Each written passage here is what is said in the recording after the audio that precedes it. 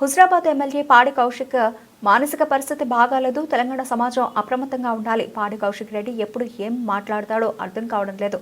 ఆనాడు పార్టీ ఫిరాయింపులకు పాల్పడిందే కల్వకుంట్ల కుటుంబం. హుజరాబాద్ ప్రజలను బ్లాక్మెయిల్ చేసి ఎమ్మెల్యేగా గెలిచిందే మీరు. డాక్టర్ చరణ్ కౌశిక్ యాదవ్, పిసిసి ప్రధాన కార్యదర్శి.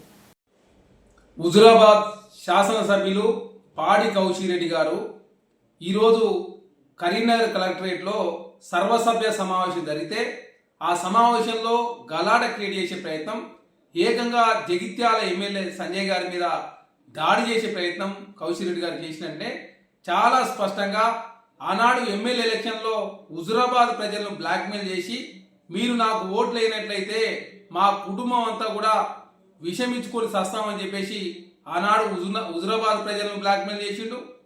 తర్వాత అధికారంలోకి వచ్చిన తర్వాత, కాంగ్రెస్ పార్టీ అధికారంలోకి వచ్చిన తర్వాత బీఆర్ఎస్ పార్టీ శాసనసభ్యులుగా ఉంటూ అసెంబ్లీ సమావేశాలు ఎప్పుడు జరిగినా కూడా అనవసరంగా అసెంబ్లీలో రాతాంతం చేసి క్రియేట్ చేసే ప్రయత్నం, స్పీకర్ గారిని అవమానపరిచే ప్రయత్నం, కాంగ్రెస్ పార్టీ బదనాం చేసే ప్రయత్నం పాడి కౌశిక్ రెడ్డి గారు చేస్తూ ఉన్నారు.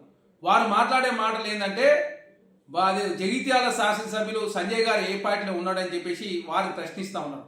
వారిని ప్రశ్నించే ముందు మీరు కల్వకుంట్ల కేసీఆర్ గారు అడగండి, గతంలో వారు ఏ విధంగా ప్రజాస్వామ్యాన్ని కూని చేసిండో.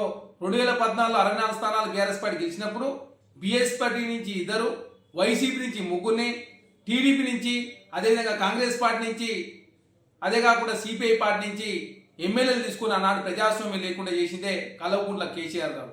తర్వాత 2018 8 స్థానాలు గెలిచినప్పుడు బీఆర్ఎస్ పార్టీ కాంగ్రెస్ పార్టీ నుంచి, టీడీపీ నుంచి 2, ఇండిపెండెంట్ 2 చేసుకుని ఏకంగా ఆనాడు ప్రజాస్వామ్యం లేకుండా చేసిందే కేసీఆర్ గారు. కాబట్టి ముందస్తుగా మీరు అడగాల్సింది కేసీఆర్ గారిని ప్రశ్నించిన తర్వాత, కేసీఆర్ గారిని అడిగిన తర్వాత, కేటీఆర్ గారు అడిగిన తర్వాత జగిత్యాల శాసనసభ్యులు మీరు ఏ పార్టీలో ఉన్నారో అడిగితే తెలంగాణ సమాజం హర్షిస్తుంది.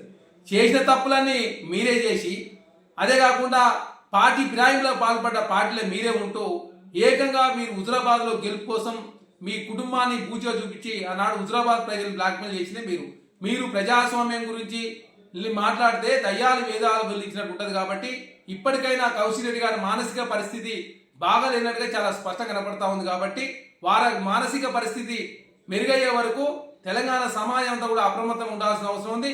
ఖచ్చితంగా పాడి కౌశిక్ రెడ్డి గారు ఇట్లాంటి వ్యాఖ్యలు మళ్ళీ పునరావృతం అయితే ఖచ్చితంగా కాంగ్రెస్ పార్టీ కార్యకర్తలు తిరుగుబాటు చేస్తారు.